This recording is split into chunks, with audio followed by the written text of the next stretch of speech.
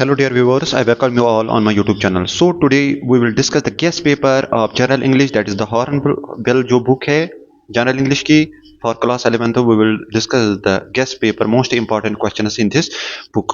So before discussing the guest paper, I request all of you kindly subscribe this channel. So let's start. We have many units. Unit 1, that is the portrait of a lady. उसमें first question है, that is the 3 reasons why the author's grandmother was disturbed when he started going to the city school. Question number B, that is 3 ways in which the author's grandmother spent her days after he grew up. Question number C, that is the way in which the sparrow expressed their sorrow when the author's grandmother died. Coming to unit 2nd, that is chapter 2nd, that is we are not afraid to die if we can be all together. इसमें से question जो है that is describe the mental condition of the voyager on 4th and 5th January. Second question, how does the story suggest that optimism helps us to endure the direct stress? Coming to chapter 3rd, that is discovering truth. इसमें से जो question है that is give the reasons of the following. इनका reason आपको देना है. A is result of CT scan का क्या आया था रिजल्ट. B जो है that is investigation represented by Howard Carter.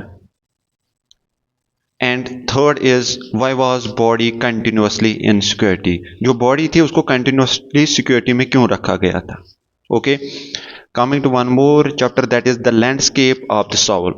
इसमें जो एक क्वेश्चन है that is difference between outside act and inside act. Question number B जो है that is what is सनसुई.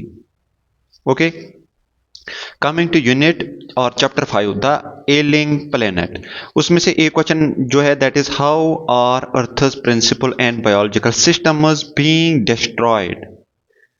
B जो इसका क्वेश्चन है that is how does the poet feel that increase in population is the strongest factor distorting the cut of human society. Okay, one more chapter that is the growing version. एक question जो इसका है give your suggestion on the attitude shown by Taplow towards Crocker hairs. टेप्लो का attitude दिखाना है आपको. दूसरा question जो है what is the output of croaker hairs in the play. ठीक है, जो प्ले है इसमें क्या मसला हो गया है क्रोकर हेयर्स का. One more chapter that is the adventure. इसमें से फर्स्ट क्वेश्चन जो है why the story is called adventure described in we are not afraid to die. हम नहीं डर रहे मरने के लिए, लेकिन फिर भी इसको एडवेंचर क्यों बताया गया है. 8th जो चैप्टर है दैट इज सिल्क रोड. इसमें से आपको क्या करना है, रीजन बताने हैं, कुछ चीजें उनका रीजन बताना है.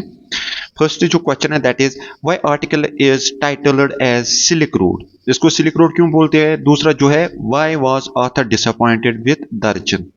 ओके, कमिंग टू नाउ, इसमें जो पोएम्स है हमारे पोएम्स ऑफ हॉर्नबिल, जो आपकी बुक हॉर्नबिल है, इसमें कौन कौन से पोएम्स है. पहला जो फोटोग्राफ है इसके सारे क्वेश्चंस आपको करने हैं, very important, all the questions are very important. दूसरा जो इसमें है दूसरी पोएम जो है that is the laburnum. Okay, laburnum. इसमें से जो क्वेश्चन है that is what do you feel notice while reading the poem. ठीक है. दूसरा क्वेश्चन जो है bird movement compared, how was the bird movement compared and how what is it is basis. It is base क्या है. Compare जो compare किया गया है बर्ड की मूवमेंट, इसकी बेस क्या है. तीसरा क्वेश्चन जो है why is engines image invoked. Okay, ये भी आपको दिखाना है. Coming to one more poem that is the voice of rain. Voice of rain और एक पोएम है. इसका पहला क्वेश्चन जो है that is what was the phrase strange to tell mean. To tell mean. B second जो question है why are last 2 lines put in bracket. Third जो क्वेश्चन है what are the 2 voices in the poem belong to. जो 2 voices इस poem में है वो किसके है. Coming to one more poem that is the childhood. What is the feeling of the poet towards childhood. ठीक है. दूसरा क्वेश्चन जो है while growing up what are the processes involved in the poem. ठीक है. दूसरा question one more poem that is father to son. Fifth वाला. इसमें से पहला क्वेश्चन जो है how father's helplessness is bought in the poem.